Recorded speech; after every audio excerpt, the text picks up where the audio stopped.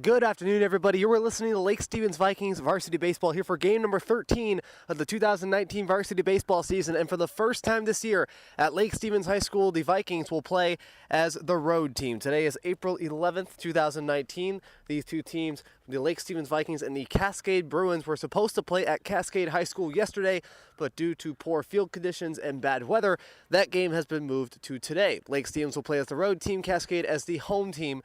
Here at Lake Stevens High School, the Vikings will start off Devin McWaters with 1 win and 1 loss, an ERA of 7.64. Their lineup stays the same, while the Cascade Bruins made a few changes to their lineup. One change that they did not make was their starting pitcher, who in this case is Brock Gillis' younger brother, Brock Gillis. Brett was the 4A Herald Baseball Player of the Year. He graduated last year, is currently playing for the University of Portland. His younger brother, Brock, is currently still playing for the Cascade Bruins baseball team, but hasn't played that much on the mound. Only one game, no wins and no losses, with an ERA of 7. He pitched back on March 29th when the Bruins beat the Kamiak Knights, and the Bruins are currently holding on to the number 1 seed in the Wesco 4A Conference with a 5-1 conference record and an 8-4 overall record, while the Lake Stevens Vikings, they were tied for the final spot with the Kamiak Knights in the Wesco 4A Conference, the number 5 seed. But now, because Kamiak beat the Mount Vernon Bulldogs at home 3-2, Lake Stevens currently is in 6th place, and Kamiak has the sole possession of 5th place. And the Vikings are going to try and reclaim that here at Lake Stevens High School. Again, the starting pitchers for both teams, Devin McWaters against Brock Gillis. The first 3 hitters for Brock against the Lake Stevens Vikings, it'll be left fielder Tanner Lynn, the shortstop Hunter Zalasko, and the right fielder Trey Long as we get this series going here from Lake Stevens High School. And we are now back. My mistake. And we are now back into the top of the first inning. We're going to start off with a correction. Lake Stevens will play as the home team instead of the road team, as Devin McWaters, the first pitch to the starting center fielder, number 7, Jaden Talt, is a strike one looking. Devin McWaters entered today 1 win and 1 loss, an ERA of 7.64. My mistake, 1 win and 2 losses. The 0-1 into the hole in center field as it gets past Hunter Zalasko. The shortstop in Cascade will start off with a leadoff single. Now bring up the starting second baseman for the Cascade Bruins, number 5, Brody Larson.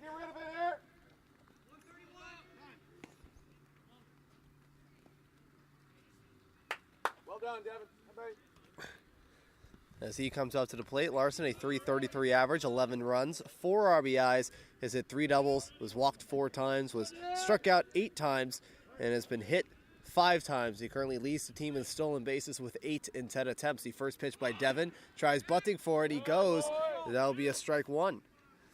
Devin McWaters once again in his 5th game, in his 5th start, 1 win and 2 losses, an ERA of 7.64 in 11 innings. He has allowed 13 hits, 12 earned runs. He has walked 12 batters and struck out 13, which leads the team.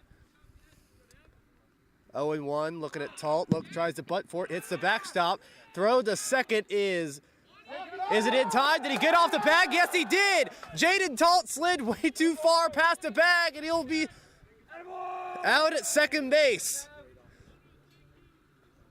A nice job by the shortstop Hunter Zalasko to keep with the ball, and to keep that ball, and to keep his glove on the leg of Jaden Talt to get the first out. Count is now even at 1 ball and 1 strike.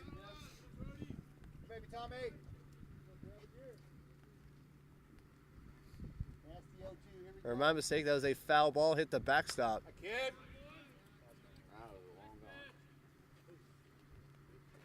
Well, the count now 1 ball and 2 strikes.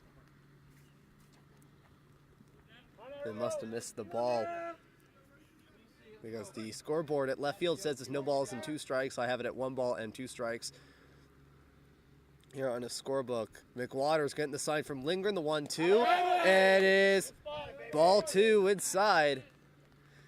And the lineup for the 8-4 Cascade Bruins, as told by manager David Benson, the first 3 hitters are the center fielder Jaden Talt, who just got thrown out at second, the second baseman Brody Larson, and the first baseman Jacob Sesso, who currently leads the team in batting average with .375. The 1-2, foul ball, it's defense.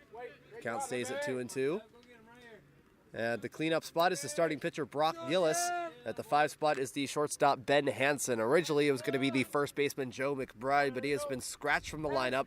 Ben Hansen moves from the 6 spot to the 5 spot in the lineup, and the right fielder Jackson Ramstead moves up from the 7 spot to the 6 spot. The 1-2. One hopper to Tommy Lindgren.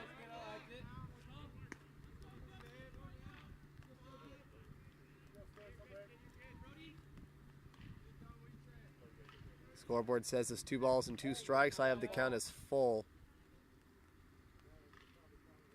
2-2. And that is a strike 3 called. Devin McWaters striking out Brody Larson for the second out. Now bring up the starting first baseman Jacob Sesso, a .375 average, 12 for 32, 8 runs, 11 RBIs, 5 doubles, 6 walks, 5 strikeouts, and has been hit twice. First pitch, and a strike 1 looking. And at the 7 spot where Jackson Ramstead was yesterday when the lineup was initially announced, instead it will be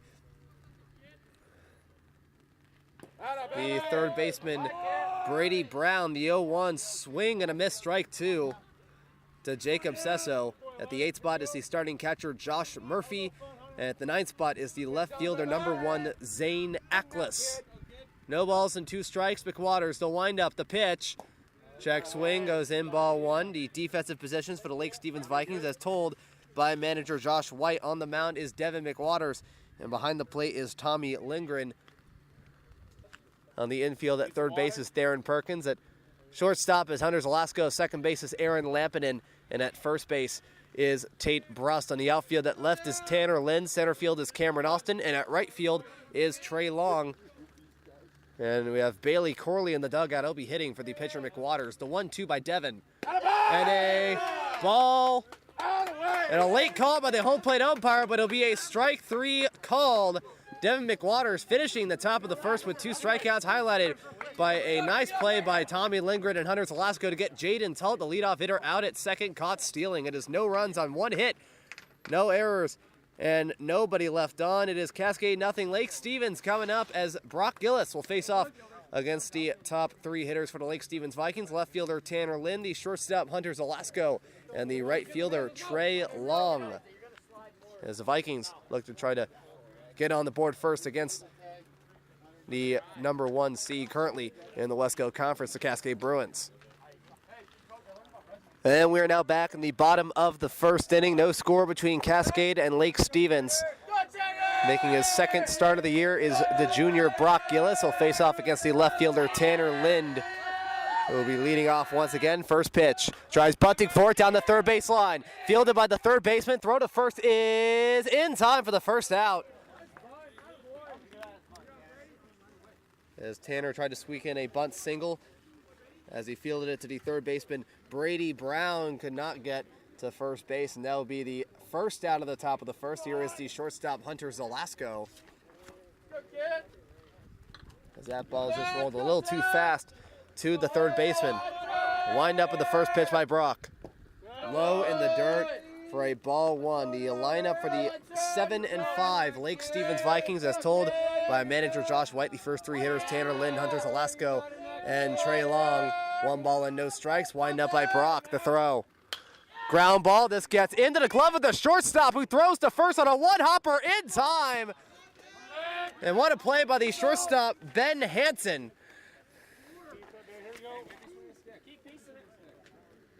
For the second out of the top of the first, he fielded that ball, backhanded it right near short left field. They'll bring up Trey Long, the right fielder.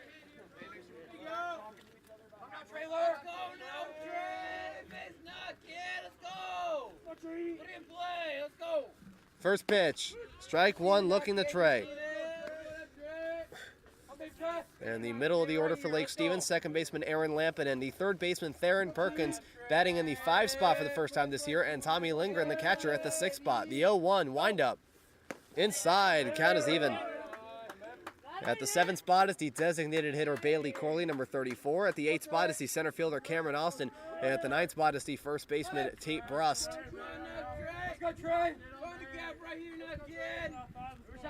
And the windup, the 1-1. Foul ball. Count is now 1-2. The defensive positions for the Cascade Bruins, as told by manager David Benson. On the mound is Brock Gillis. Behind the plate is Josh Murphy. On the infield At third base is Brady Brown. Second base, Ben Hansen. Shortstop at Ben Hansen. Second base is Brody Larson. And first base is Jacob Sesso. 1 ball and 2 strikes, windup. Upstairs, count is even at 2-2 in the outfield. Left field is Zane Ackles. Center field is Jaden Talt. And at right field is Jackson Ramstead.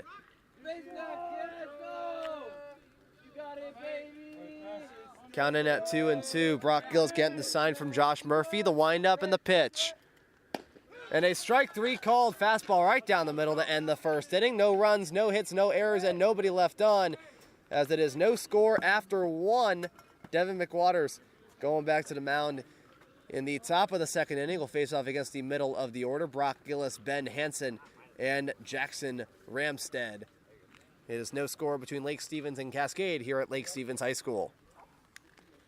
And we are now back in the top of the second inning. No score between Cascade and Lake Stevens. Devin McWaters facing off against his counterpart, Brock Gillis. First pitch. Check swing. Did he go? Yes, he did. Strike 1. Home plate umpire adding to the suspense a little by calling a number of pitches late. The 0-1 in the dirt for a ball 1.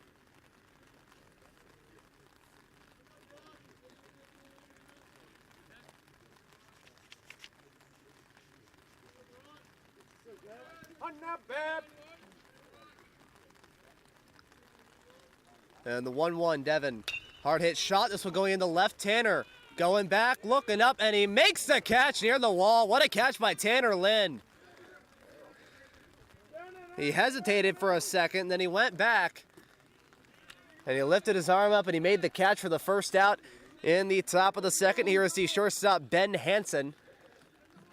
In yesterday's version of the lineup, he was in the 6th spot.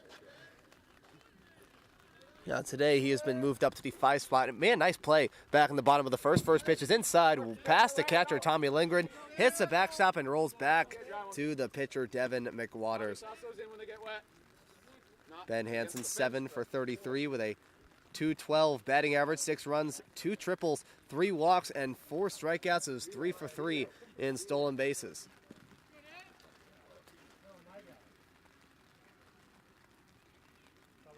And the 1-0 Devin. Foul ball, count is even.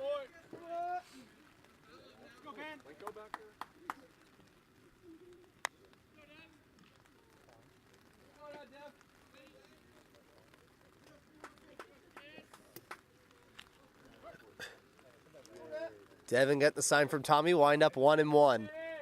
And it is a ball too low onto the strike zone. So the Lake Stevens Vikings entering yesterday, they were tied for the final spot in the Wesco playoffs, or the West King playoffs from the conference with a 5 seed. The 2-1 off the glove of Lindgren hits the backstop, ball 3. Big fella. Come on out.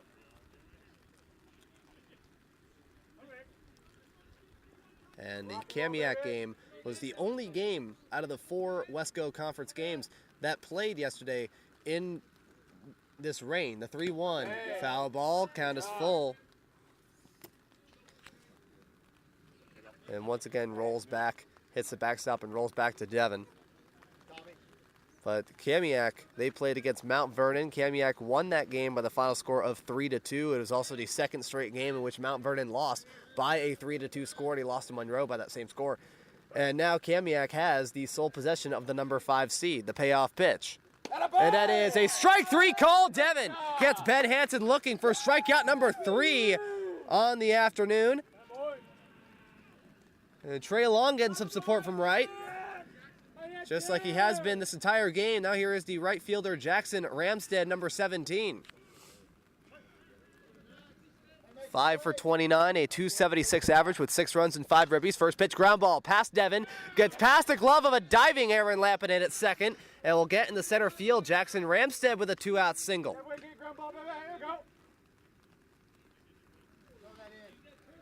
Now bring up the starting third baseman Brady Brown.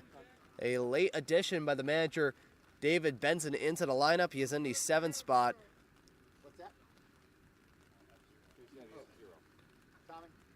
As Joe McBride, who He pitched on Tuesday for Cascade, 6 2/3 innings against Jackson. He was originally going to play as the first baseman yesterday, but has not arrived with the team on the bus, and he is not in the lineup.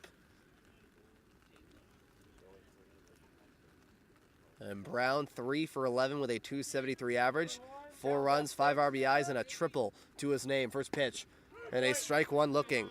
He has also walked twice and struck out 3 times.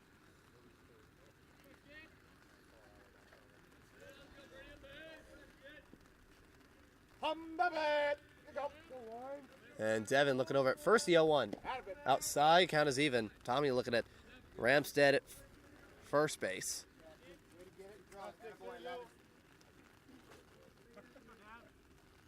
So if Lake Stevens could win this game, they could not only tie the Kamiak Knights for the final playoff spot, but can also exceed them in run margin. Because even though the series is split, the Vikings scored more runs than Kamiak. The 1-1. Swing and a miss, strike 2. Get us in here, babe. Oh, no.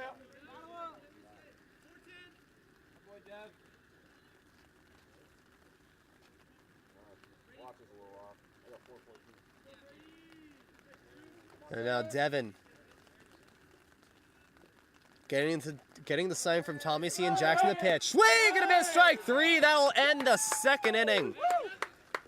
Strikeout number 4 for Devin McWaters in 2 innings on the mound. It is no runs on 1 hit, no errors, and 1 runner left on. It is still no score. Nice job by Devin McWaters on the mound as the Vikings will look to try and get their first run on the board. It'll be the middle of the order. Aaron Lampinen, Theron Perkins, and Tommy Lindgren against Brock Gillis, who has thrown 8 pitches in the top of the first to see if they can get something against the junior pitcher on the mound. And we are now back in the bottom of the second inning. Brock Gillis, he threw 8 pitches in the bottom of the first. He'll look to throw single-digit pitches this inning. He'll start with the cleanup hitter, the second baseman, number 12, Aaron Lampinen. Currently with a .286 batting average, 10 for 35 with 2 doubles and 8 RBIs on the year. The first pitch by Brock. And a strike 1 looking.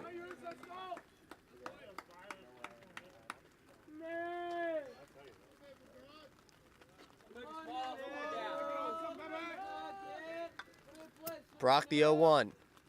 Upstairs, ball 1. Brock will face off in the middle of the order. Aaron Lampinen, the third baseman Theron Perkins, who is currently on deck, and the catcher Tommy Lindgren. As Theron has been knocked down to the 5 spot in the lineup for the first time this year. The windup and the 1-1. Swing and a miss, strike 2.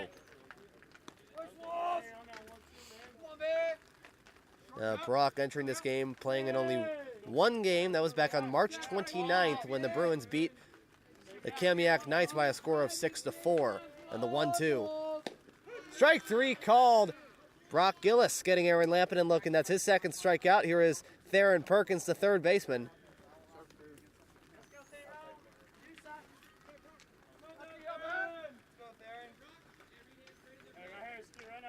And in that game against Kamiak, who threw 3 innings, allowing 3 hits, 3 earned runs, walking 3 batters, and striking out 4. The first pitch.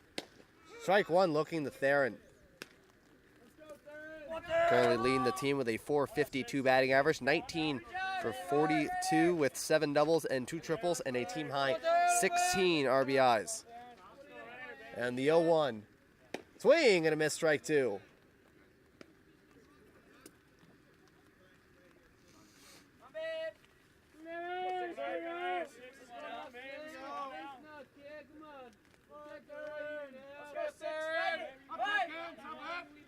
And Brock getting the sign from Murphy, the 0-2. Swing and a miss, strike 3. Ball gets away from Murphy. The throw to first is not in time as it gets away from the first baseman, Jacob Sesso. It'll be a strikeout and an error.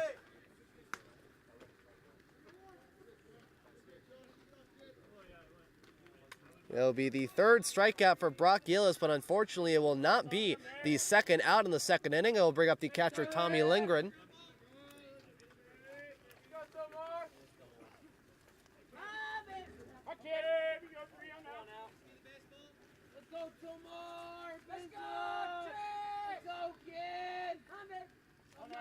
And Brock, first pitch. Inside, ball one. Theron Perkins on the base path. He is 10 for 11. He is one of 2 Lake Stevens players to have double-digit stolen bases. The other one being Tanner Lind, who is currently tied for the school record with 16 on the year. Throw to first is past the first baseman. Theron's going to go to second on another error.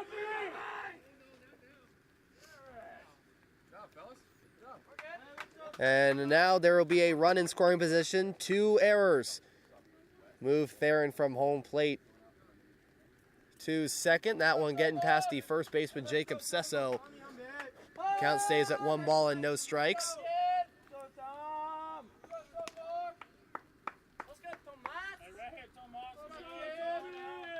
And in 3 pitches, it is 2 errors for Cascade.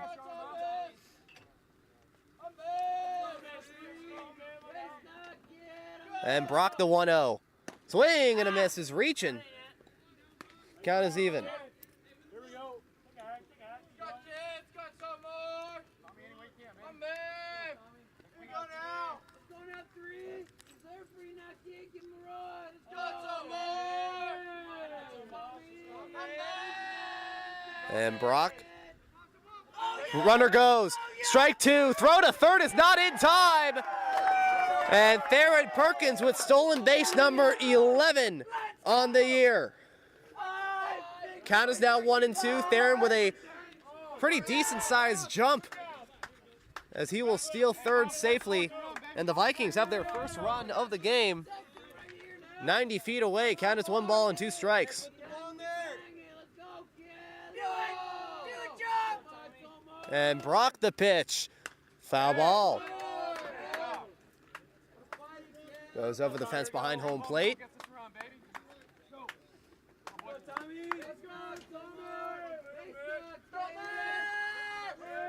And Lindgren, a .227 average, 5 for 22 with 2 RBIs, walked 5 times, struck out 4. And the 1-2, swing! Did he go? Yes, he did. That'll be strikeout number 4. And the 3rd strikeout of the inning for Brock Gillis. He has a chance to get 4 strikeouts in this inning. It'll be the designated hitter number 34, Bailey Corley, who has mainly been seen as a a pinch hitter, but is once again in the lineup as a designated hitter. And Brock the first pitch. Swing and a miss, strike 1. And Bailey 3 for 6 on the year with 3 RBIs is the highlight of the year for him. A solo home run in the bottom of the 6th inning against Meaderdale in the final non-conference game of the year. Runner at third, 0-1 Brock. And a line shot. This gets the second baseman who throws to first. It'll be in time for the 3rd out. As Lake Stevens will leave the runner at third. It is no runs, no hits, 2 errors, and 1 runner left on. It is Cascade 0, Lake Stevens 0 at the end of 2. Devin McWaters, 27 pitches through 2 innings. He'll be back on the mound for the top of the 3rd. He'll face off against the 8, 9, and 1 hitters, the catcher Josh Murphy, the left fielder Zane Ackles, and then back to the top of the order for the 2nd time around for Jaden Salt.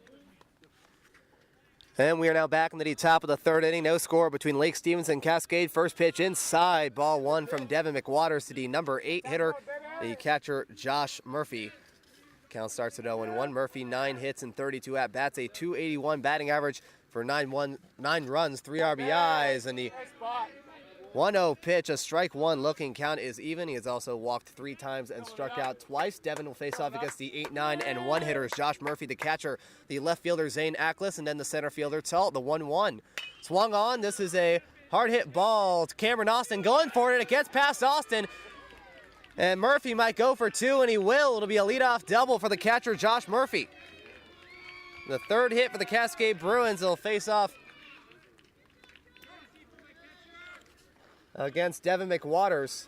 It'll be the number 9 hitter, the left fielder Zane Ackles, who has gone 5 for 12. There's now a pinch runner for the catcher Josh Murphy. That is number 9, Dawson Feng.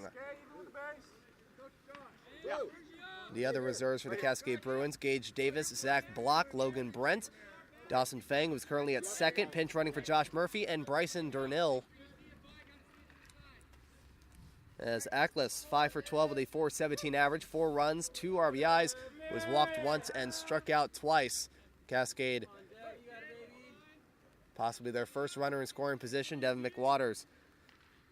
Looking over at second, first pitch, tries bunting for it, gets past Lindgren, and Fang will go to third on the wild pitch. McWaters, even though he faced off against 4 batters, he threw more pitches than he did in the first inning. 5 balls for 9 strikes and 14 pitches total. He through 2 innings of 9 balls and 18 strikes, 27 pitches entering this inning. 1 ball, no strikes. Devin McWaters, the windup, the pitch. And a fly ball that is playable. This one going into short right field. Aaron Lampinen and Trey Long is there, and Lampinen will make the catch right next to Trey Long in short right field. For the first out, Dawson Fang stays at third. That'll bring us to the top of the order for the second time around. Jaden Talt, the center fielder, got a base hit off of McWaters and was caught stealing when he slid past the second base bag in the top of the first inning. Hey, Hunter, field it, get rid of it, okay? Field it, get rid of it. The reserves for the Lake Stevens Vikings are only 4 guys. That is Ethan Jansen, Caden Patterson, Colton Hogel, and Xander Fogel. McWaters the first pitch. And a ball 1 under the strike zone.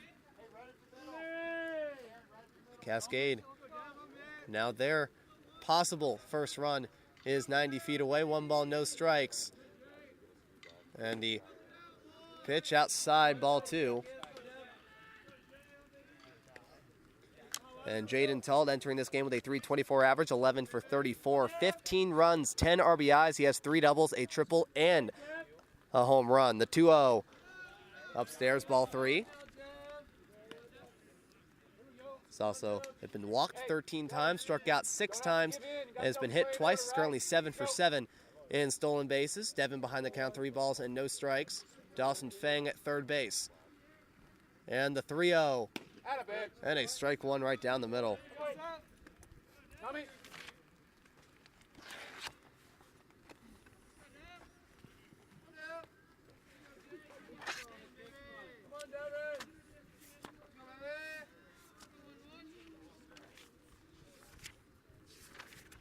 And the 3-1. Chopper to the first baseman, Tate Bruss, touches the bag, throws to home. Does he get him in time? No, he does not. Fang will score. It'll be an RBI ground out for Jaden Talt. Cascade will take an early 1-0 lead here in the top of the third. The throw from Tate Bruss to Tommy Lindgren was late, and Fang will score without sliding from third. It'll be RBI number 11 on the year for Jaden Talt. Here is Brody Larson, the second baseman. As the bases are empty, Cascade finished last year with 17 wins and 5 losses and a 12-2 conference record. They won the regular season title and was so close from a state berth last year. The first pitch, and a ball 1 outside. Hey, small adjustment here. They played in the Wesco 4A tournament with the number 1 seed. They played in the semifinals against the Lake Stevens Vikings at Cascade High School. The 1-0 fly ball that is out foul. Goes over the fence behind home plate. Count is even at 1-1. They played in the semifinals and beat the Vikings by the final score of 4-2. They went to the Wesco championship game where they lost to Case Matter and the Case Matter and the Jackson Timberwolves by the final score of 3-0. Very similar to what the Bruins saw last Friday at Everett Memorial Stadium when Jackson beat them 2-0. And the 1-1 swing and a miss, strike 2. Bringing the count to 1 ball and 2 strikes. And because of that, they played in the second place game against the Mount Vernon Bulldogs. They lost by the final score of 5-2. It gave the Bulldogs their first state berth since moving up to the 4A classification. With that, they also lost a number of players as well. The 1-2 and a strike 3 call. McWaters gets Brody Larson looking, and that will end the top of the third inning, but a run will score. It is 1 run on 1 hit, no errors, and nobody left on. Cascade with an early 1-0 lead as Brock Gillis tries to prevent Lake Stevens from responding. It is the 8, 9, and 1 hitters. Cameron Austin, the center fielder. Tate Bruss, the first baseman. And then once again, just like Cascade, back to the top of the order for the second time around in Tanner Lynn. Cascade takes an early 1-0 lead. And we are now back in the bottom of the third inning. Lake Stevens trying to respond after Cascade takes a 1-0 lead in the top half of the third inning. Brock Gillis throwing 22 pitches through 2 innings. He'll face off against Cameron Austin. First pitch, foul ball. Brock Gillis will face off against the 8, 9, and 1 hitters, Cameron Austin, Tate Bruss, and Tanner Lind. And he threw 14 pitches in that second inning, 2 balls and 12 strikes. Brock Gillis getting the sign from the catcher, Josh Murphy, the 0-1. And it'll be inside with an even count of 1 ball and 1 strike. And the number of players that Cascade has lost, one of them was Brock Gillis' older brother, Brett Gillis, who ended up getting the Everett Herald Baseball Player of the Year award last year. The 1-1 and a strike 2 looking. Count at 1 ball and 2 strikes. Number of other players, Carson Metcalf, Stephen Maynard, and Nicholas Klempt. As Metcalf and Maynard, there were 2 solid pitchers, and Nicholas Klempt from the past few years was a really great catcher behind the plate. And the 1-2 outside count is even, close call as Cameron stays alive. A number of other players, Drew Swartz, Zach Gill, Gatlin Griffith, Zach Holsoppel, and Sam Barnes.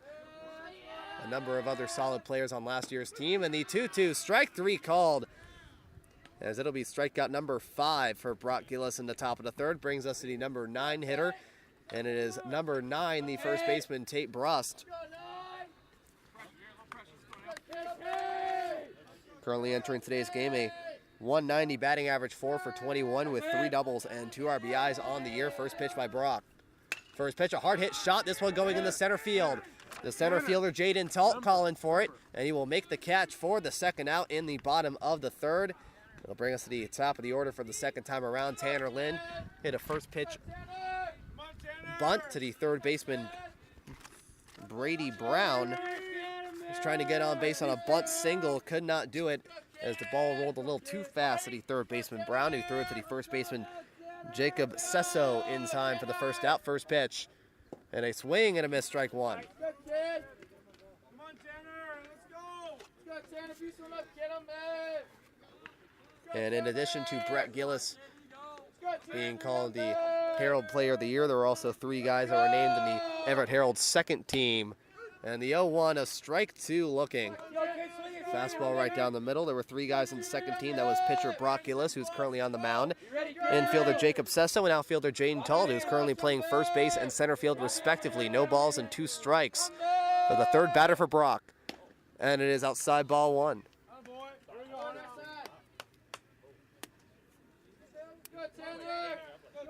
1 ball and 2 strikes. Brock Gillis it's a surprise that this is only his second game on the mound this year, the 1-2. And a swing and a miss, strike 3. Murphy tags Tanner Lind. It is strikeout number 6 for Brock Gillis through 3 innings, and that will end the third. It is no runs, no hits, no errors, and nobody left on. It is still a 1-0 Cascade lead over the Lake Stevens Vikings. Devin McWaters, he has thrown 40 pitches through 3 innings. He'll come back in the top of the fourth. He'll face off against the 3, 4, and 5 hitters, Jacob Sesso, Brock Gillis, and Ben Hansen, as the Bruins look to add to their 1-0 lead. And we are now back in the top of the 4th inning. Lake Stevens trailing 1-0 against the Cascade Bruins. Devin McWaters back on the mound, facing off against the first baseman, Jacob Sesso. First pitch, a foul, as he'll go over the fence behind home plate.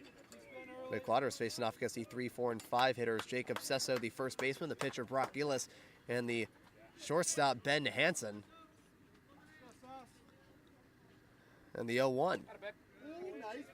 There it goes.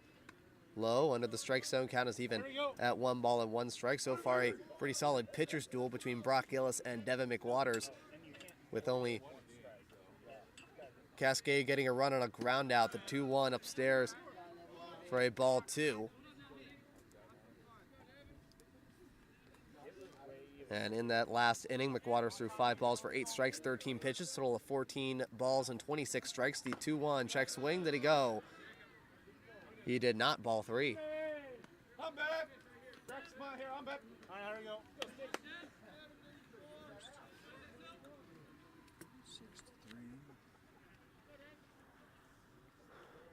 And the 3-1 count, Devin. And that'll be low for a ball 4. Cascade getting on base on a leadoff walk.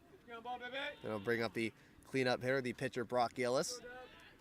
Hit a 1-1 pitch towards left field. Tanner Lynn making a leaping catch right near the wall to get the first out in the bottom of the second inning. And Brock entering this game going 5 for 27, a 185 average, 6 runs, 7 RBIs, a 2-bagger and a 3-bagger entering today with 9 walks and 6 strikeouts. First pitch is a bunt. Throw to second. Does he get him out again? Yes, he does. And Tommy Lindgren throws a second runner out at second base. This time it's Jacob Sesso, who tried avoiding the tag from the shortstop, Hunter Zelasco.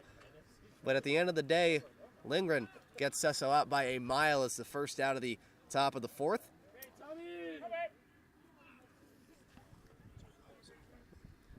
First pitch by McWaters was a ball 1. Doesn't say on the scoreboard what the result of that pitch was that Lindgren threw to second.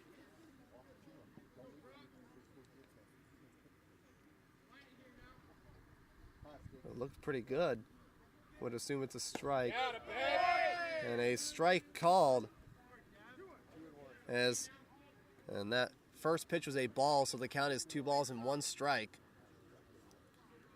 On Gillis against McWaters, the 2-1 fly ball playable. This one in shallow center field. Lampinen moving in towards the infield right next to Zelasco making the catch. For the second out, here is the shortstop Ben Hansen, struck out looking in the second inning.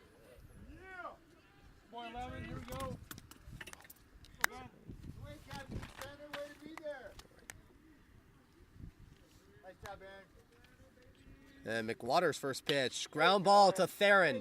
Nice snag, nice throw to Tate. It is in time for the third out in the top of the fourth. No runs, no hits, no errors, and nobody left on, highlighted by another runner thrown down by Tommy Lindgren. It is still a 1-0 Cascade lead as Brock Gillis will walk up to the mound. He'll face off against the 2, 3, and 4 hitters, Hunter Zelasco, Trey Long, as Aaron Lampinen, as the Vikings try to tie this game up or hopefully take the lead as they trail 1-0 the Cascade.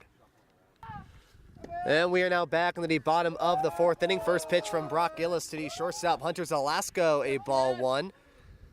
Brock Gillis, he has allowed no hits through 3 innings. He has thrown 32 pitches through 3 as well. Make that 33 first pitch, ball 1. The 1-0, low ball 2 to the catcher, Josh Murphy. Brock Gillis will face off against the 2, 3, and 4 hitters, Hunter Zelasco, Trey Long, and Aaron Lampinen, the heart of the order for the Vikings. Coach, we staying healthy out here. As during that third inning, Brock only threw 10 pitches, the 1-1. And a ground ball, this one getting to the shortstop, Hansen. Throw to first is in time. And he'll get him for the first out in the bottom of the fourth. Here is Trey Long, the third baseman. My mistake, Trey Long, the right fielder, is jersey numbers 5. Got that mixed up. He struck out swinging to end the bottom of the first. Let's go. Let's go, Trey.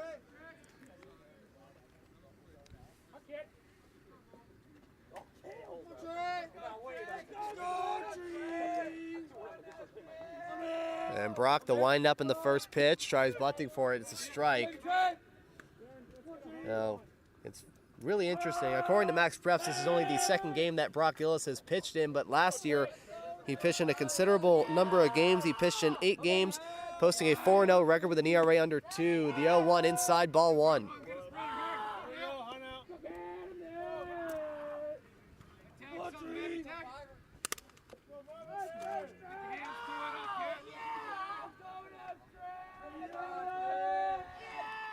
And the 1-1, and a chopper goes in foul territory. Count is now 1-2. Brock Gillis at 3 1/3, sitting at 6 strikeouts. Well, for Devin McWaters, there's a nice play. It was a nice play. Yeah, he leaped up and got it. And the windup 1-2. As a strike 3 called, Brock Gillis getting Trey looking for strikeout number 7. Now bring up the second baseman, Aaron Lampinen.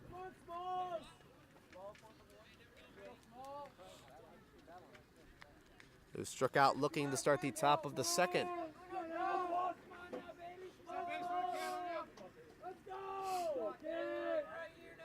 And the windup, the first pitch, swing and a miss, strike 1.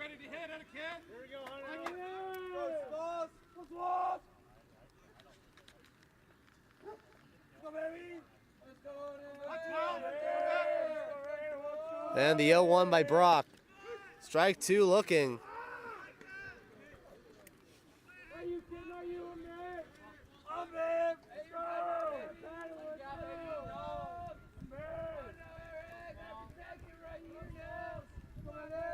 And the 0-2, Brock.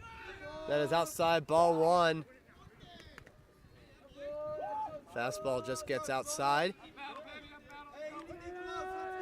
And Brock Gillis, last year, 8 games, he threw 38 2/3 innings. 21 hits, 11 earned runs. He struck out 32 batters. He won 2. Inside, count is even at 2 balls and 2 strikes. He walked 37 batters and struck out 32 last season. Count is even, 2-2 Brock. Check swing, full count. And here in the bottom of the 4th inning, this is the first full count for Brock Gillis.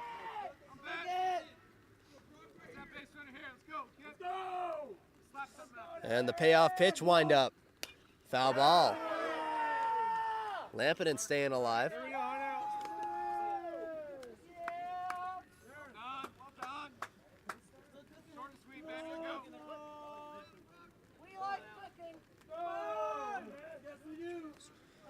And the payoff, Brock. Another foul.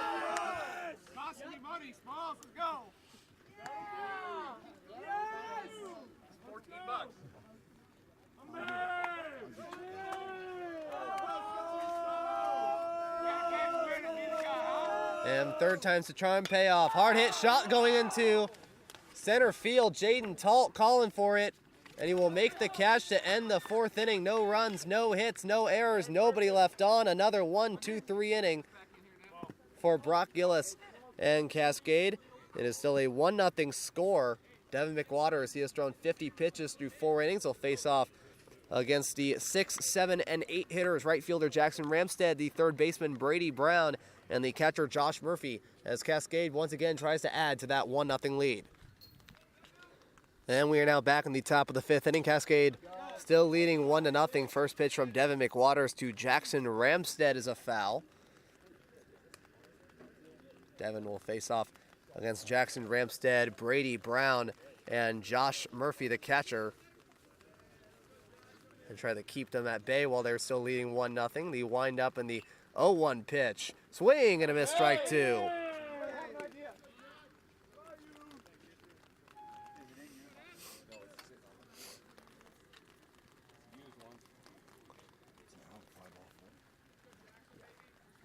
And the 0-2 outside, ball one.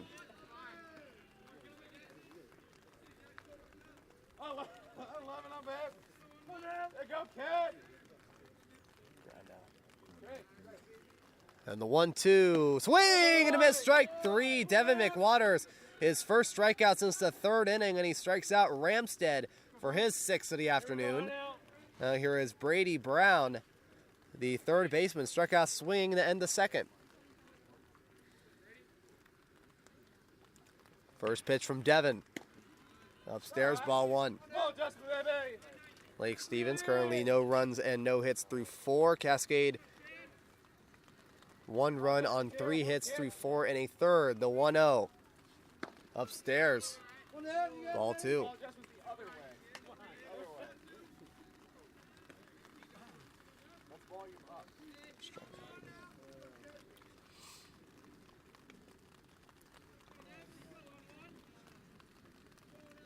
And Devin, last inning he threw 10 pitches, 6 balls and 4 strikes, and although he didn't have a good ratio, the result was pretty good so far as Tommy Lindgren threw out Jacob Sesso at second, the 2-0 upstairs, ball 3. Hey,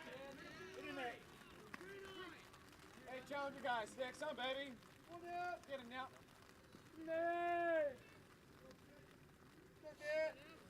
And the wind up, 3 balls, no strikes. And a ball 4, a 4-pitch walk as Devin McWaters will walk Brady Brown. This will be the 2nd walk this afternoon for Devin. That'll bring up the catcher, Josh Murphy. They hit a 1-1 pitch past the center fielder, Cameron Austin, for a double. That was replaced by Dawson Fang, who scored the only run. Throw to first, not in time. A close play at first to try and get Brady Brown.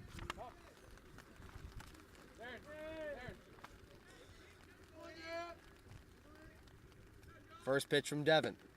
Upstairs, ball one.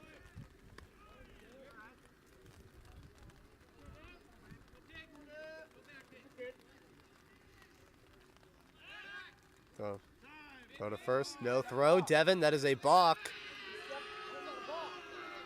As Brady Brown will go to second, Josh White going to talk to the infield umpire.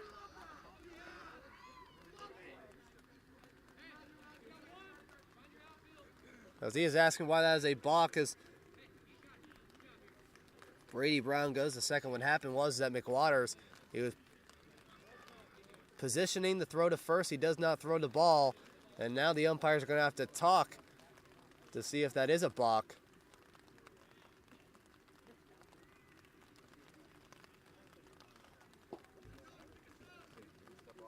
That puts a runner in scoring position.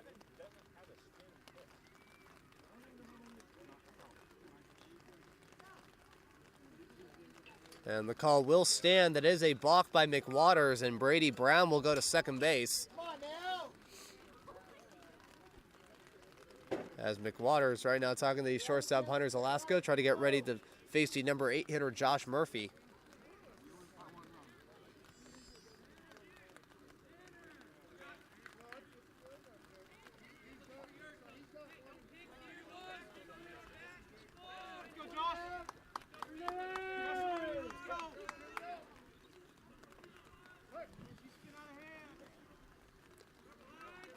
And Devin, the 1-0 with strike one looking.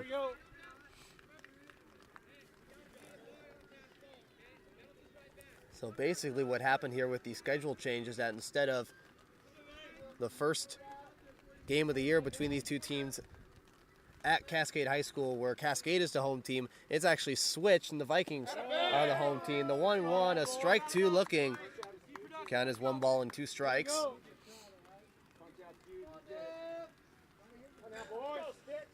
And so on Friday, the best assumption is that the Vikings and Bruins will play at Cascade High School with Cascade as the home team. Timeout by the catcher Murphy. McWaters, here we go.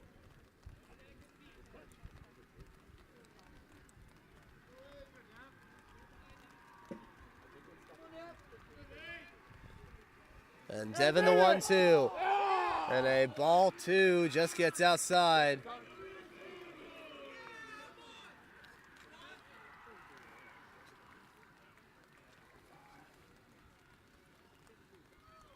Hey, have an idea what you like here, back. Count is now even at 2-2. Devin trying to get the second out of the 5th. Getting the sign from Tommy Lindgren. Brady Brown at second base. And the pitch. Check swing, full count. Here we go, hung out.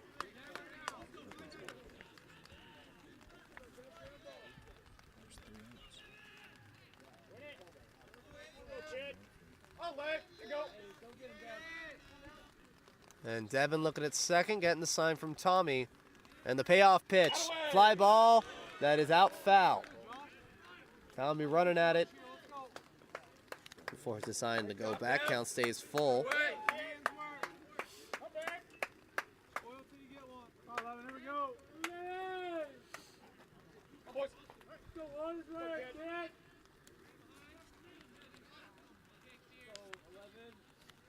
And the payoff pitch, fly ball, will go in the left field right near the foul line. Tanner Lind under it. No, he drops it.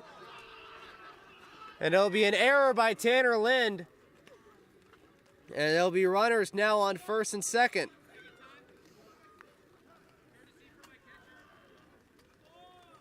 And now Dawson Fang will once again pitch run for Josh Murphy. Timeout by Josh White as he goes onto the mound along with Tommy Lindgren and Devin McWaters. Devin, a Pretty strong outing so far, 4 1/3 innings.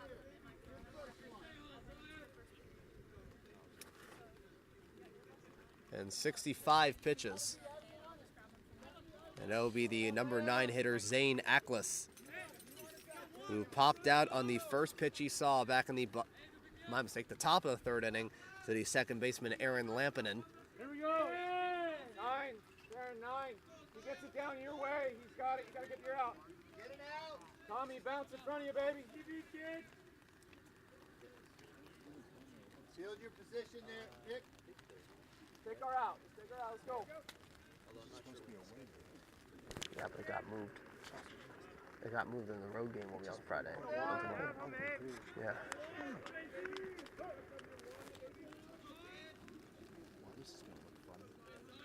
And Devin, the first pitch from Ackles, strike 1. Good.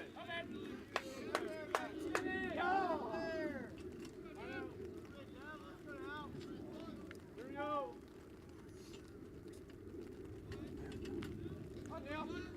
And Devin 0-1, runners on first and second, the pitch. Way to stop us. And a strike 2 looking. A nice pitch by McWaters. Hey, great with 2 here on that, baby. Up, baby. And a timeout by the 9 hitter Ackles. Get her out. Let's go. Brady Brown at second base. This is it. And Dawson Feng at first. Feng scored the lone run in the entire game, the 0-2. Ground ball past the glove of a diving Theron Perkins. Brady Brown will round around third, and he throws to the plate. Is it in time? Yes, it is! What a throw by Tanner Lind from left field! It gets the second out of the inning. Tanner Lind throwing a laser from short left, redeeming himself after dropping the fly ball in the previous at-bat. And that'll be the second out Hey, you gotta be a wall, Tommy. of the 5th inning. You gotta be a wall. It'll be a double for Ackles, Tommy, don't have to give in, right? as Dawson Feng will go to third once again. It'll bring us back to the top of the order for the 3rd time around. Jaden Talt, who was 1 for 2 with a single, and he popped out to the, grounded out to the first baseman Tate Brust and got an RBI out of it. The first pitch by Devin, swung on, hard hit shot, past the diving Hunters Alasko. 1 run's going to score, and that's all it's going to go. Nope, throw home is not in time. 2 runs are going to score, and Jaden Talt will go to third. And he is looking to score from third, but will stay. It'll be a single for Jaden Talt, and 1 run will score off of the base hit, and that will be from Murphy. And then the ball will get past the catcher, Tommy Lindgren, and that will score Ackles from third, so it'll be an error from Cameron Austin. And then from that, Jaden Talt will move to third as well, as Tommy Lindgren tried throwing to the pitcher to try and get Ackles. 2 runs will score. Cascade now leads 3-0. Here is Brody Larson. First pitch by Devin. Swing and a miss, strike 1. Hey, way to come right back. 11, nice job. Water, babe.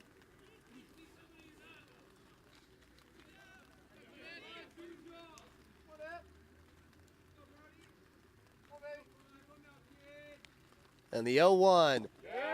And a strike 2 looking.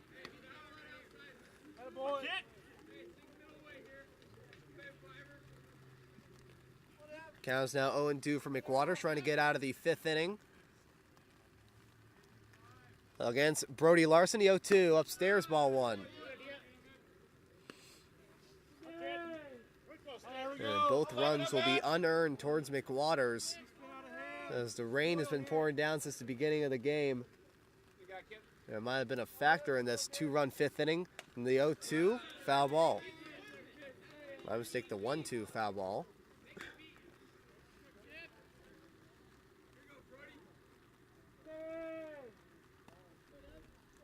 Hey, way ahead, Devin, right?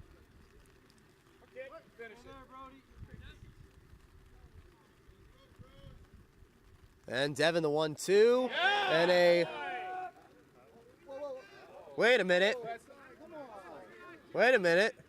That's not ball 4. The count is 2 balls and 2 strikes. And Brody Larson's walking the first. Wait a minute. It's 2-2. It's 2-2.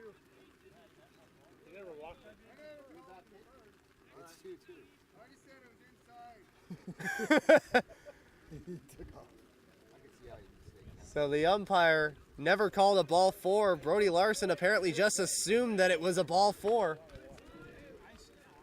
And the count is 2 balls and 2 strikes. But it also brings up the question, it wasn't a full count. Why would he think it's a ball 4? Like, it was a 1-2 count. 2-2. That is ball 3. Count is now full at 3-2. Looking to get on base. Win it.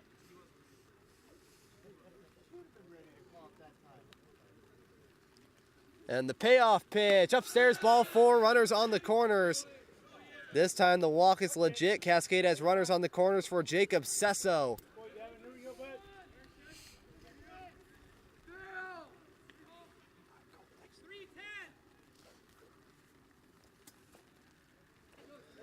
Sesso 0 for 1, striking out in the first inning and was walked in the 4th and was thrown out at second trying to steal.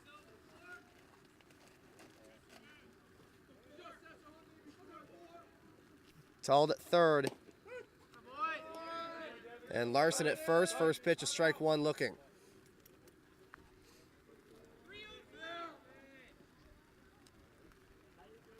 Now the next game for both of these teams, it'll be tomorrow, Friday, April 12th, 2019. The Vikings playing the Cascade Bruins at Cascade High School.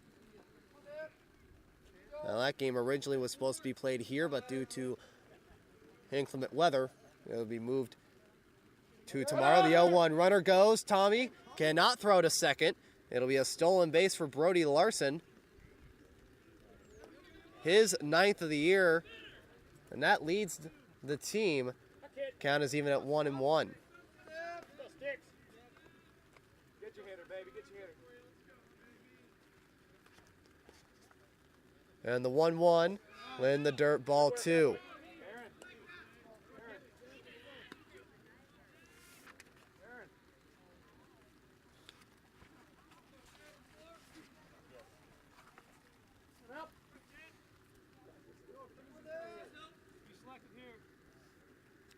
And Devin pitching in what could be his final inning of the afternoon. 2 balls and 1 strikes. Runner on second and third. That is Jaden Tall and Brody Larson. And a timeout by Sesso. Lindgren and Devin getting some time to make the right call. 2-1. Swing and a miss. Count is even.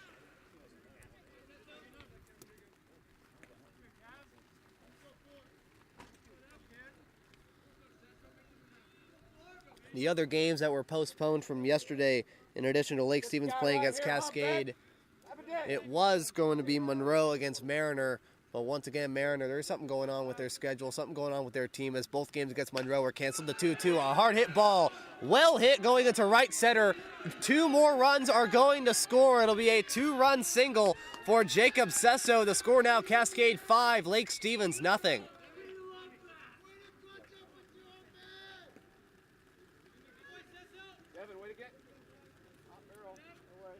Now bring up Devin's counterpart for the moment, Brock Gillis, who is 0 for 2. Compete, let's go. Compete, let's go.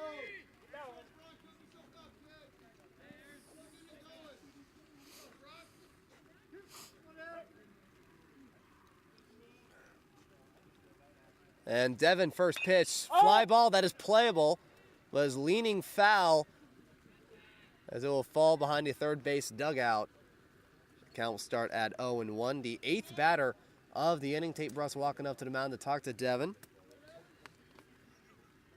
So currently, in terms of the Mariner Marauders, both of their games against Glacier Peak were forfeited. I also got to correct something I said back on Tuesday in the Kamiak game. I said that both Mariner and Glacier Peak get a win from the forfeit according to Wesco Athletics. That is not true.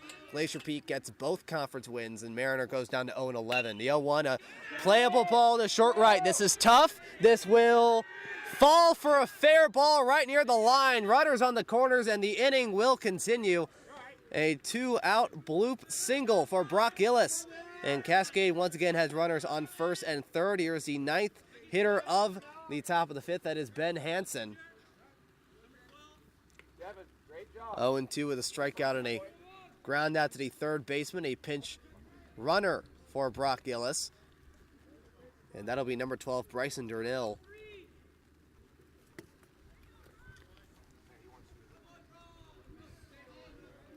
As Devin is on the mound to talk to Tommy Lindgren.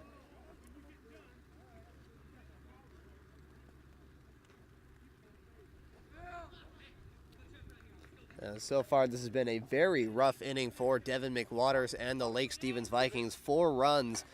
All of them are going to be unearned towards McWaters, but unfortunately, he is on line for the loss as of right now.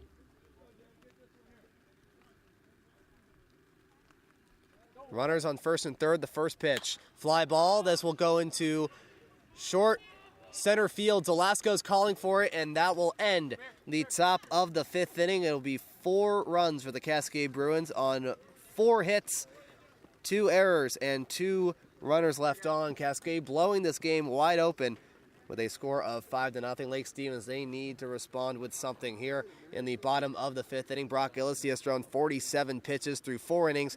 They'll face off against the 5, 6, and 7 hitters, Theron Perkins, Tommy Lindgren, and the designated hitter, Bailey Corley. The score now, Cascade 5, Lake Stevens nothing. And we are now back in the bottom of the 5th inning. Cascade scoring 4 runs in the top of the 5th to take a 5-0 lead over the Lake Stevens Vikings. Brock Gillis, he has thrown 47 pitches through 4 innings. They'll face off against Theron Perkins, the 5-hitter who struck out swinging, but has been the only base runner for the Vikings entering today. First pitch, ball 1.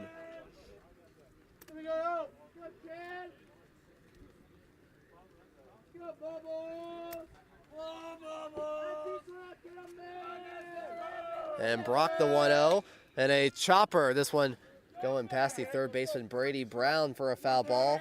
Count is even at 1 ball and 1 strike. Brock will face off against the 5, 6, and 7 hitters, Theron Perkins, Tommy Lindgren, and Bailey Corley.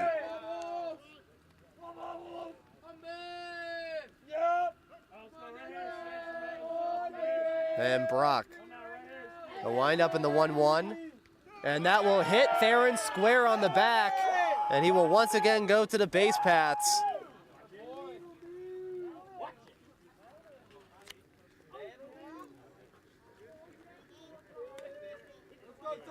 Now bring up Tommy Lindgren, struck out swinging on a 1-2 pitch for the second out in the second inning.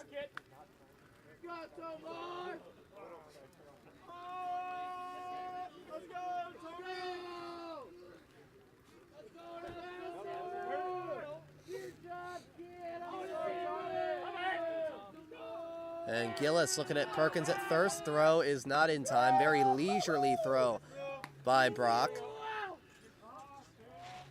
And so far, Lake Stevens, they've had no base hits through 4+. And 50 pitches from Brock Gillis. Throw to first, not in time. One hopper to Jacob Sesso is the same action that Gillis had back in the second inning that moved him to second.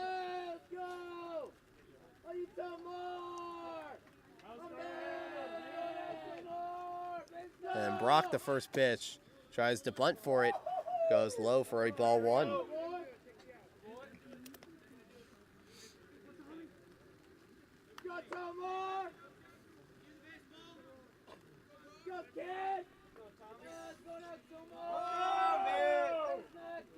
And Brock, 1-0, tries bunting, ball 2. Throw to second is not in time as the second baseman bobbles the ball. It's another stolen base for Theron Perkins. He now has 12 on the year. Count now 2 balls and no strikes.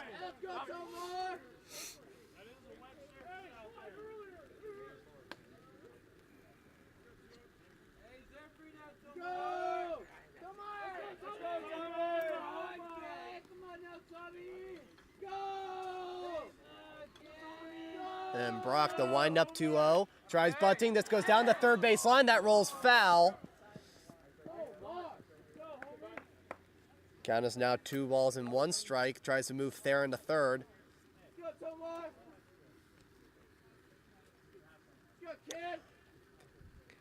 Let's go, Tommy. Got some more. Come back. Let's go, Tommy. Coming out. Let's go. Let's go, Tommy. You got it now. Let's go. Tommy. Let's go, Tommy. Got some more. Find the Cascade. Get that 6 long. Yeah, man. And Sesso moving forward towards home plates, signaling a possible bunt. Go, Tommy! Go, Tommy! Come back! Go, kid! Tommy! 2 balls, 1 strike, foul chopper. Evens the count at 2-2. Go, Tommy!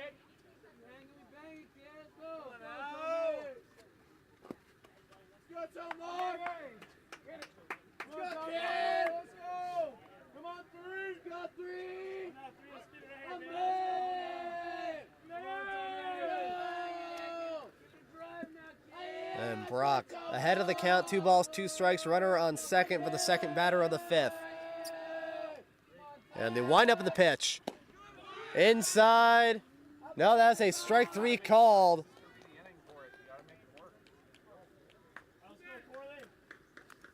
As that'll be the first out of the bottom of the 5th. Strikeout number 1, 2, 3, 4, 5, 6, 7, 8 for Brock. Now here is Bailey Corley, who grounded out to the second baseman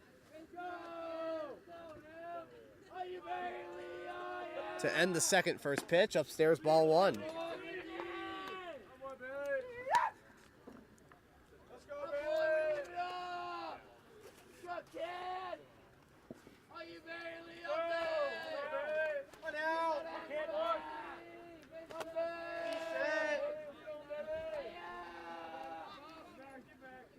And Theron moving towards second.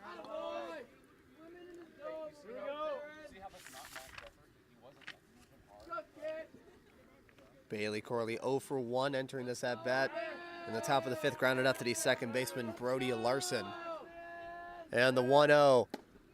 And a strike 1 looking, count is even.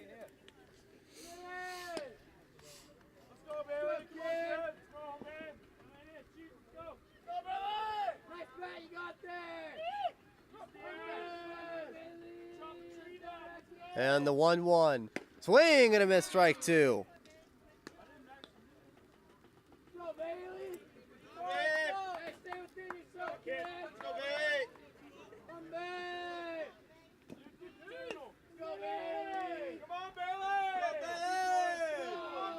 And Brock, 1 ball, 2 strikes. Runner on second. Timeout by Bailey.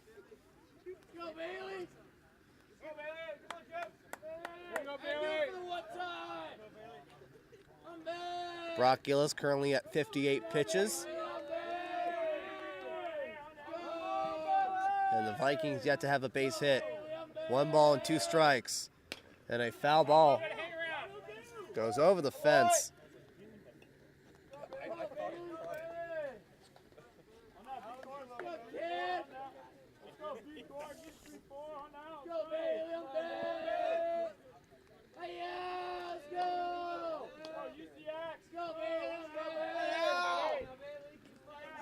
And Brock 1-2, swing and a miss, strike 3. That is strikeout number 9 for Brock Gillis. There we go. Go Bailey, I'm back. Hey, focus. Go kid. One out. My team. Now bring up Cameron Austin, struck out looking in the 3rd. First pitch, tries bunting for it. It is a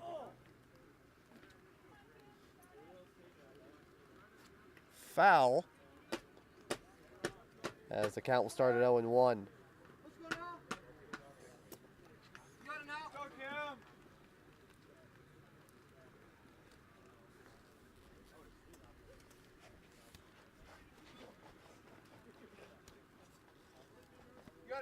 Kip.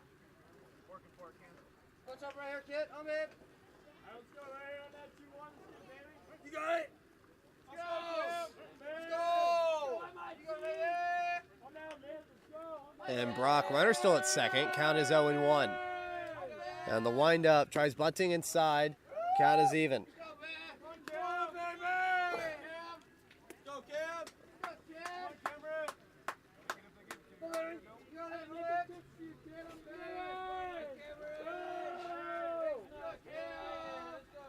And Brock looking at second.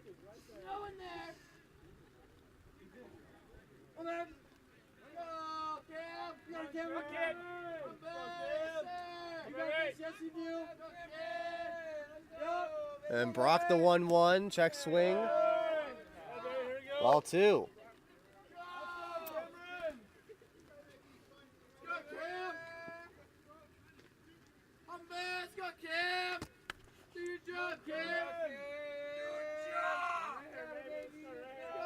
And Cascade, Brock the 2-1, swing and a miss, strike 2.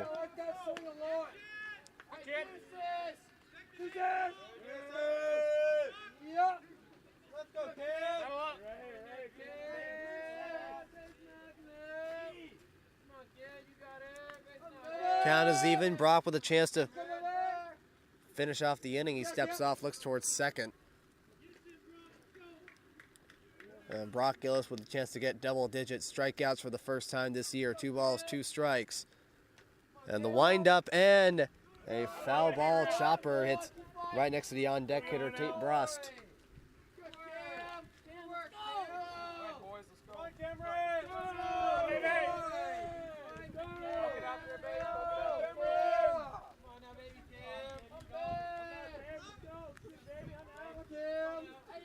And Brock, the 2-2.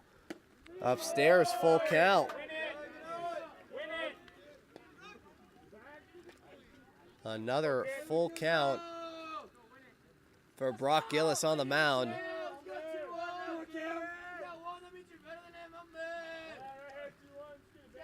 And Brock looking over at second. The wind-up payoff pitch. Swing and a miss. He gets double-digit strikeouts. 10 Ks through 5 innings. And strikes out the side. No runs, no hits, no errors. 1 runner left on. The score is still Cascade 5, Lake Stevens nothing as we go into the top of the 6th inning. Devin McWaters has thrown 84 pitches through 5. And will look to throw for his 6th full inning of the afternoon. He'll face off against the 6, 7, and 8 hitters once again in Jackson Ramstead, Brady Brown, and Josh Murphy as the score is still Cascade 5, Lake Stevens nothing. And we are now back in the top of the 6th inning. Devin McWaters, my mistake, he has thrown 85 pitches through 5 innings. First pitch is a strike 1 looking to Jackson Ramstead, who was 1 for 2 with a single and a strikeout. Devin will face off against the 6, 7, and 8 hitters, Ramstead, Brown, and Murphy. The 0-1 swing and a miss, strike 2.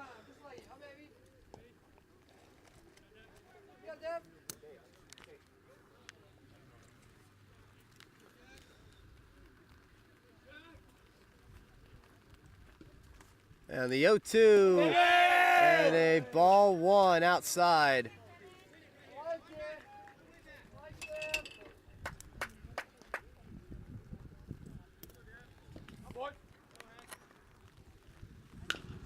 And a 1-2, a chopper foul.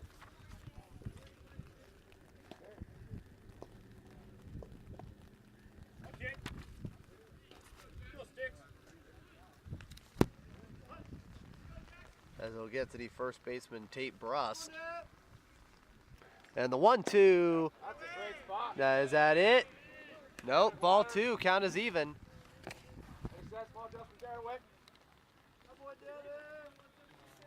Count now 2 balls and 2 strikes. McWaters, the windup. Swing and a miss, strike 3. And McWaters strikes out Ramstead for the 2nd time. and gets strikeout number 7 on the afternoon. Now here is Brady Brown. It was walked in the 5th inning. It was thrown out at home from second for the second out of the 5th inning. And Devin, first pitch, ball 1.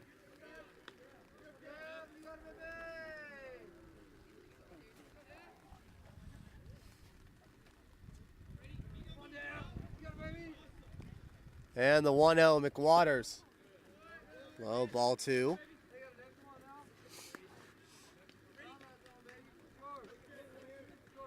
Currently some activity over in the bullpen for Cascade.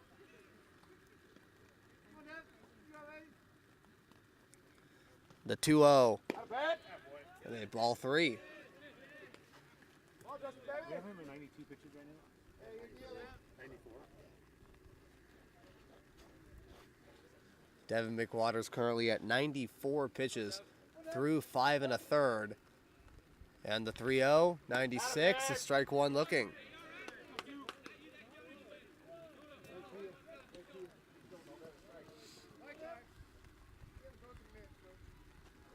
And now Tommy Lindgren walking back to the Lake Stevens dugout, says that he has a broken catcher's mitt.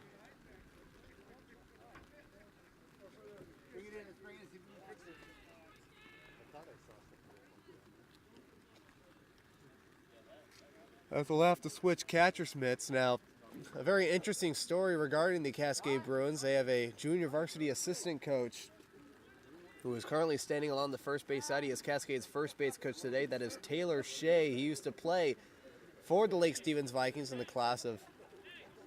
Eric, 2-1 or 3-1?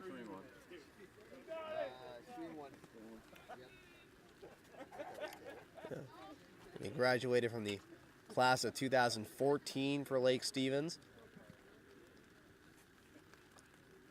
He played part-time with junior varsity and the 19-1 varsity team in the 2012 season, then became a permanent fixture in the rotation in the 2013 and 2014 seasons.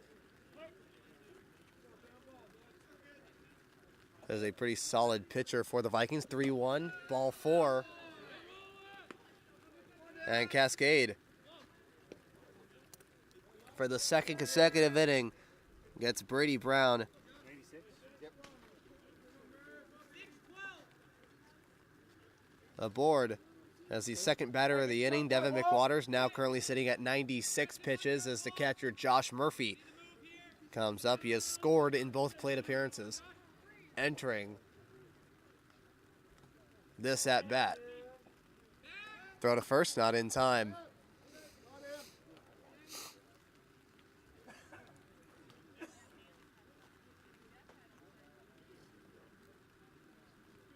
Catch your double play ball. Here, go.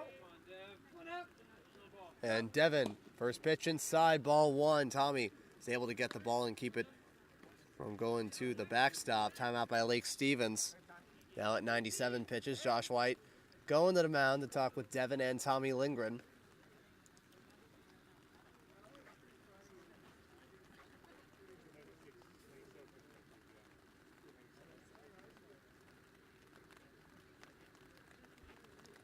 Devin McWaters now currently sitting at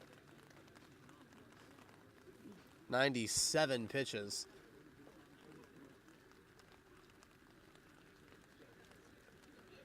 Now the maximum that a pitcher can go, if I remember correctly, is 110. No, 115. 105. But that if the pitcher exceeds that pitch limit in the middle of that bat, that pitcher is able to finish the at-bat before he is taken out. So as currently, Devin has 8 pitches left before he is taken out by the pitch limit of 105 pitches. Currently has someone warming up in the bullpen. Throw to first, not in time. Devin currently at 97. Currently we are on a pitch watch for McWaters. And Devin the 1-0. Low, ball 2. No, strike 1 looking. Count is even. 98 pitches. Let's go. Finish strong here. Let's go, baby. On out. Here we go. Catch it.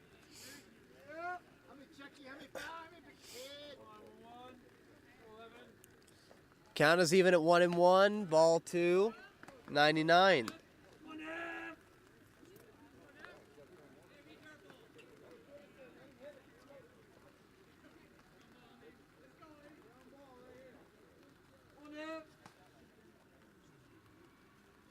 Now Devin going in the triple digits to 2-1. Fly ball, foul.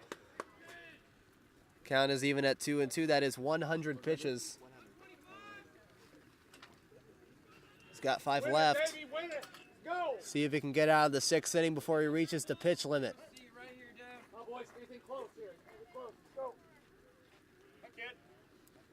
And the 2-2 upstairs, full count, 101. Got a double in the 3rd inning, and then got on base in the 5th inning after Tanner Lynn dropped a fly ball right near the line. And the windup payoff. And that will hit Josh Murphy. It'll move runners on 1st and 2nd. And Devin at 101. Dawson Fang once again pinch running.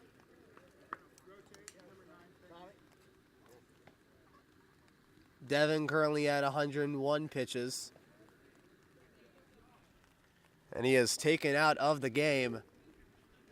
And they're going to bring in Theron Perkins and try and finish this off.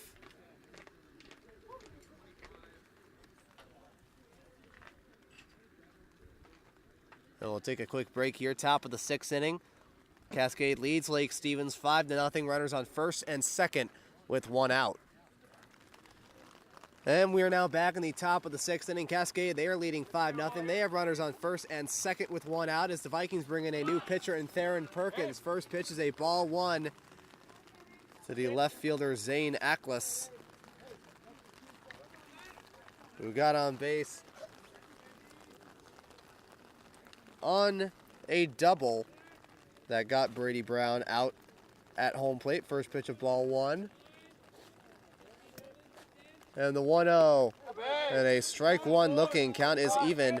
Devin McWaters, 5 1/3, 101 pitches, 7 hits, currently 5 runs, only 1 earned, although that may change. 4 walks and 7 strikeouts. He hit 1 batter, hit threw a wild pitch, my mistake, and had a balk. Well, Theron Perkins entering today's game in his 5th appearance. No wins and 2 losses with an ERA of 2.5.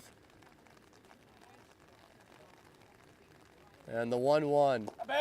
And low, a strike 2. Here we go. Get the guy here.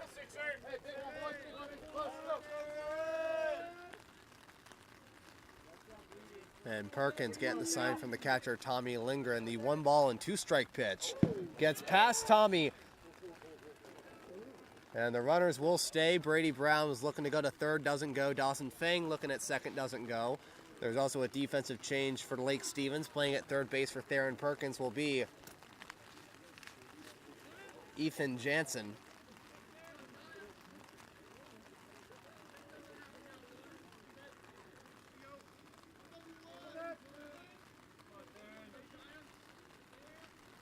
And Theron looking at Brown at 2nd, 2-2. Swing and a miss. Ball gets away from Tommy and is going to be safe at 1st. Nope, they're going to say he is out. But a wild pitch will advance the runners.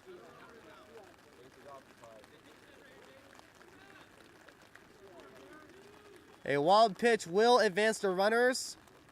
It is a swing and a miss, strike 3 for the first batter for Theron Perkins as we go back to the top of the order for the 4th time around. Jaden Talt, 2 for 3 with a run and an RBI.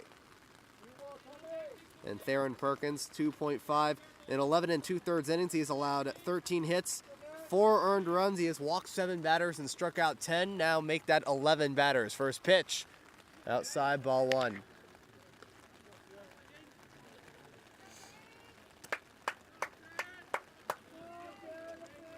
And the rain still coming down hard at Lake Stevens High School. But the game is still going on thanks to the AstroTurf field, infield, and the grass outfield, the 1-0. Check swing, did he go? He did. Strike one looking.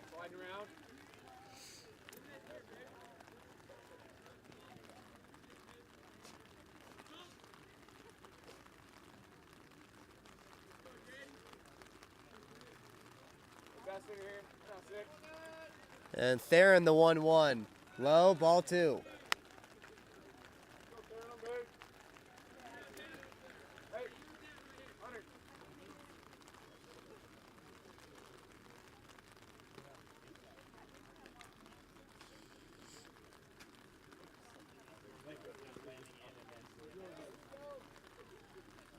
So that also brings up the question of who is going to start in Friday's game at Cascade High School. Xander Fogel has already pitched. Alex Peterson pitched a considerable amount, although he may pitch on Friday. And a 2-1, and the runners will stay as the ball gets away from the catcher, Tommy Lindgren, ball 3.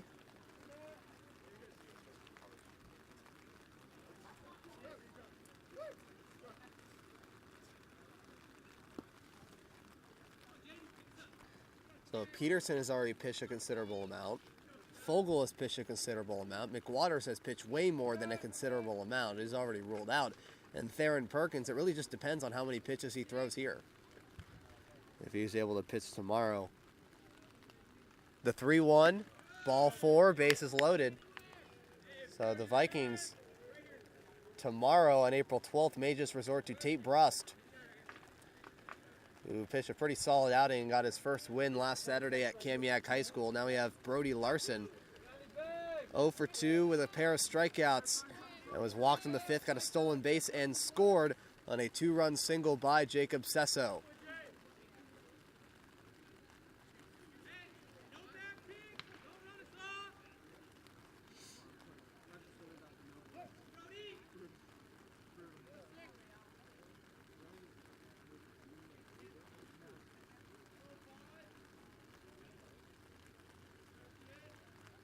And Cascade, first pitch foul. Hey, stay up, boys, stay up.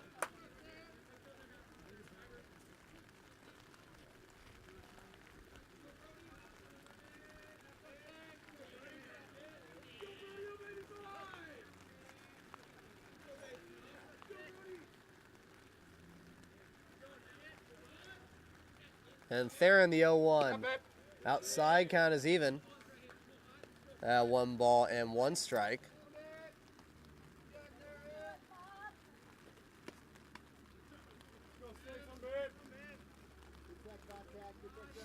Go, boys. Go, Cheddar. Go. And Theron, bases are juiced to 1-1. 1 hopper, ball 2.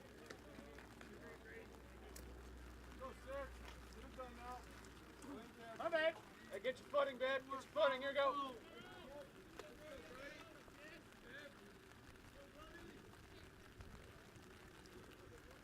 And Theron, 2 balls and 1 strike. The pitch. Ground ball. This gets past the glove of Ethan Jansen. 1 run will score. And now all she wrote there will be a RBI single for Brody Larson. The score now Cascade 6. Lake Stevens nothing. Brady Brown scoring from third.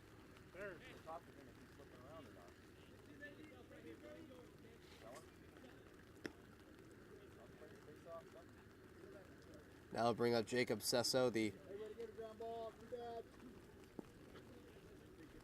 first baseman. Strikeout in the first, walk in the 4th. Was thrown out at second. And then that 2-run single in the 5th that really helped break this game wide open. Bases are still loaded. It is Dawson Fang at third, Jaden Tald at second, Brody Larson at first.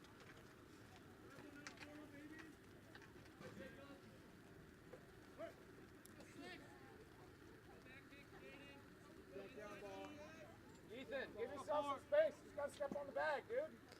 And the first pitch, strike 1 looking. Good work.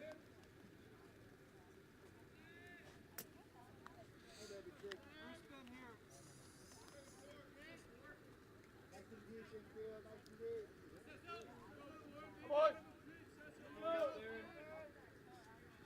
And the 0-1 fly ball, that is playable.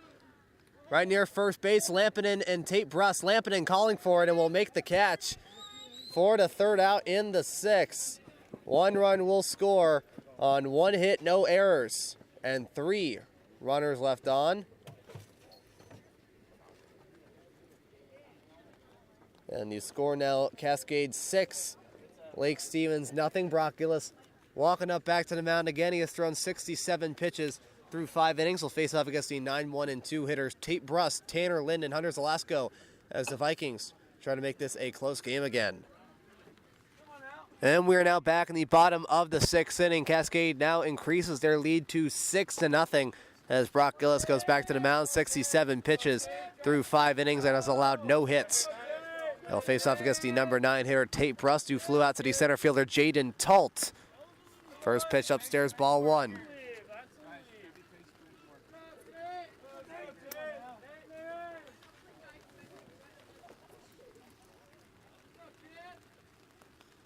And the 1-0. Fly ball, count is even. Brock will face off against the 9-1-2 hitters Tate Bruss, Tanner Lind, and Hunter Zalasko.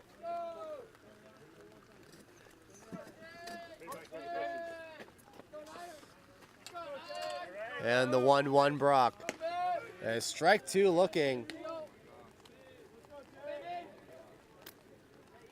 As that ball was a little above the strike zone, but the home plate umpire will give it to Brock. 1 ball and 2 strikes. And the windup in the pitch. And a line shot goes to the shortstop. Throw to first to Ben Hansen is in time for the first out. A 1 hopper from Hansen. It'll bring us back to the top of the order for the 3rd time around. Tanner Lind 0 for 2 with a bunt ground out to the 3rd baseman Brady Brown, and then struck out swinging in the 3rd.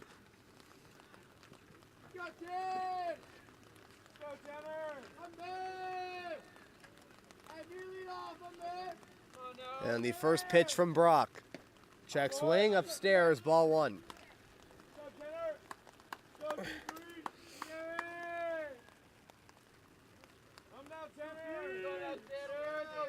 And the 1-0.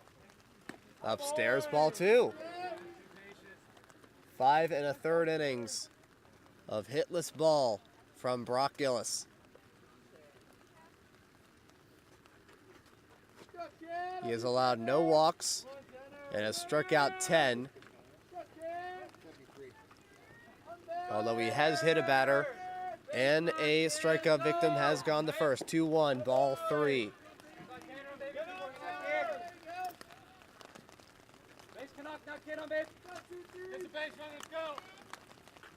Rain is pouring harder as the sky is nothing but gray. Strike 1 looking. You can barely see Mount Pilchuck. No, scratch that. You can not see Mount Pilchuck at all from over left field.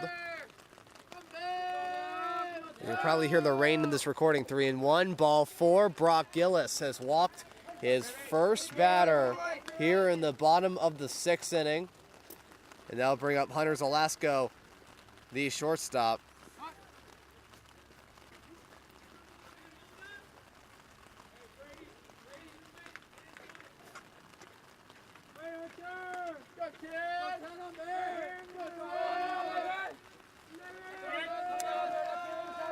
And Zalasko, first pitch, tries bunting, goes foul.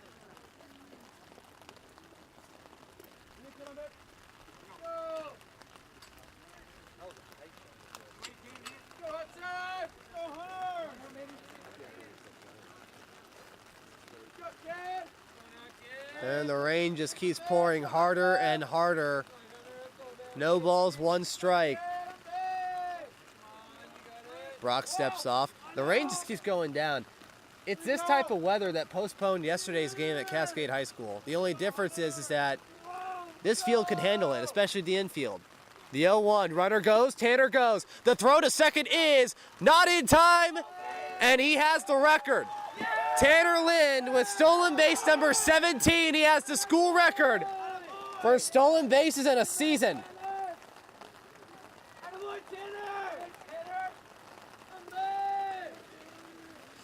Count is now 0-2. And now Brock steps off. And what better time to get it than in the pouring rain, the 0-2. Ground ball. This one getting to Hansen. He bobbles the ball. And it'll be an error off the shortstop Hansen. This is because of the rain right there. He bobbled it on the infield. The Vikings have runners on first and second. Tanner staying at second out of the fear that Hansen was going to get the ball back. Now the Vikings, for the first time this afternoon, has runners on first and second for Trey Long. Currently a pitcher is warming up in the bullpen, but due to the decision of him wearing a black hoodie, a Cascade hoodie, you cannot see his jersey number. Brock against Trey is 0 for 2 with a pair of strikeouts. First pitch, low, ball 1.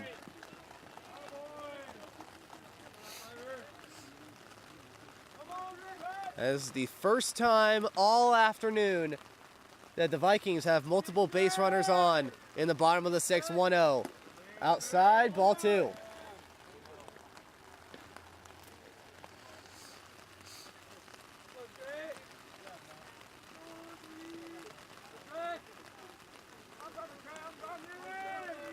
And the 2-0. Swing and a miss, strike 1.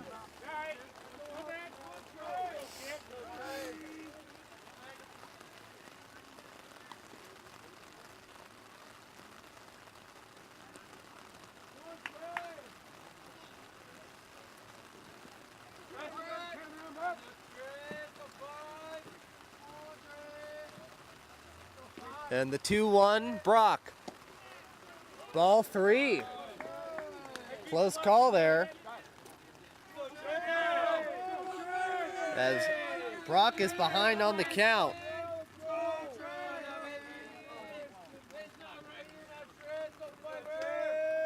Looks at second, 3-1. Ball 4, ball gets away from the catcher, Josh Murphy. And the bases are loaded with 1 out. Tanner at third, Hunter at second, Trey at first. Here is Aaron Lampinen, 0 for 2 with a strikeout and a fly out to center. Timeout by Cascade. As David Benson looks to talk to Brock and Josh Murphy.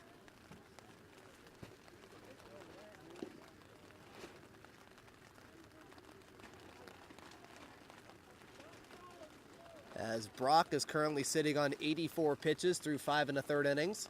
He is still not allowed a base hit from Lake Stevens.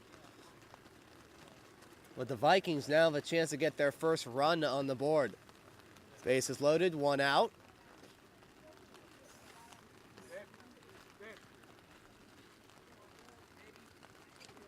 And now take a quick break here. As the Vikings look to dry up the mound, it is currently in the bottom of the 6th inning. Bases loaded and 1 out. The first serious situation for scoring any runs for Lake Stevens since the 2nd inning.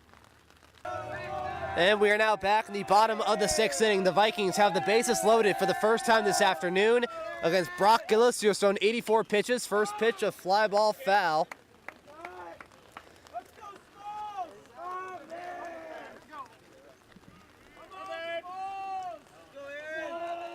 First time for the Vikings, not only are the bases loaded, but they also have multiple base runners. Counted 0-1, Brock Gillis 85 against Lampinen. Count is even at 1-1. And even though the Vikings are in this situation, they have not had a base hit against Brock. 1 ball and 1 strike. Gillis, inside, ball 2.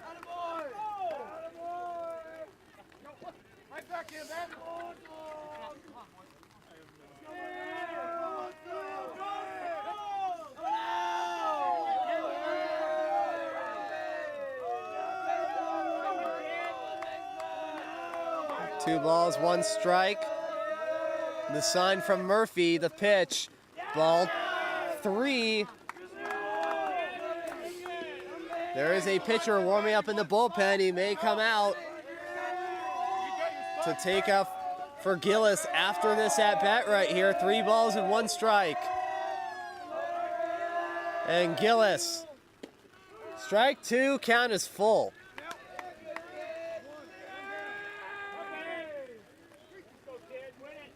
Come on, Smalls! Come on now! 89 pitches for Brock Gillis. The payoff pitch.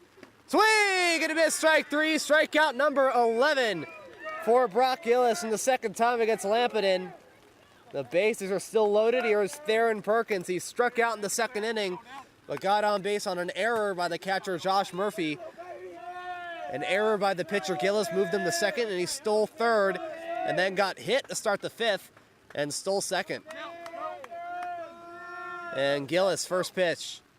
And that will hit Theron again. The Vikings will get their first run on the board. A bases loaded, hit by pitch by Theron Perkins. Tanner will score from third. Hunter will move from third. And Trey will go to second. The score now, Cascade 6, Lake Stevens 1.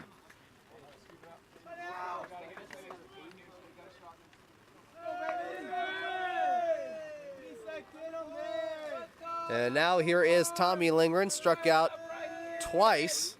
And a timeout by Cascade. Josh Murphy running halfway to the mound to talk to Gillis.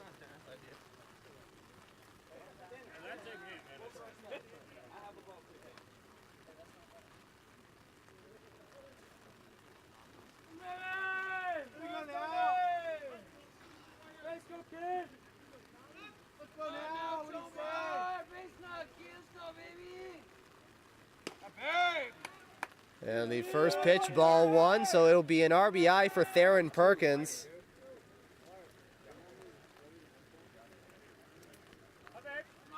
As it'll be Theron's 17th of the year. 93 for Brock. Strike 1 looking. That one goes low. It's a close call. Count is even. So 93 pitches now for Brock Gillis. And he has yet to have allowed a base hit. The 1-1. Low, ball 2 in the dirt.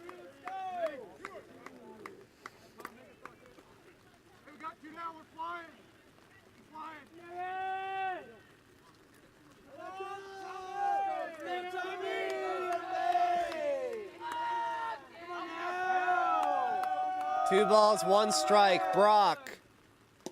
Outside, ball 3.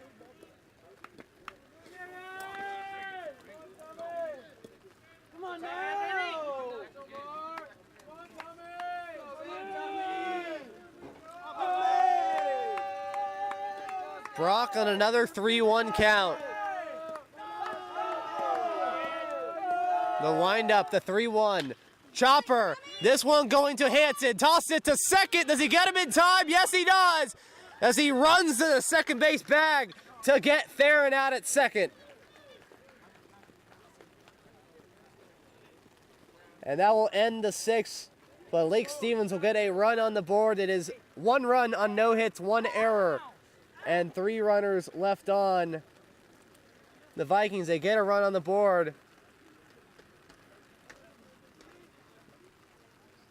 And Brock Gillis has yet to have surrendered a base hit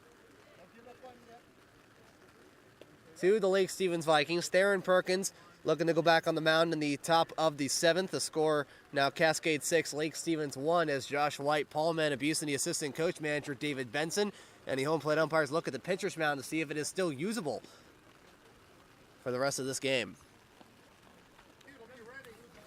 So we are now back here at Lake Stevens High School with some unfortunate news that due to the inclement weather that the game will be suspended until Friday, April 12th, 2019. Both games will be played here at Lake Stevens High School, and the subsequent second game of the series will have a 5 o'clock start time. As of right now, the game is suspended, starting in the top of the 7th inning with Cascade leading by the score of 6-1. No overall records have changed. No conference records have changed. Not until tomorrow. As of right now, Brock Gillis still has a active no-hitter through 6.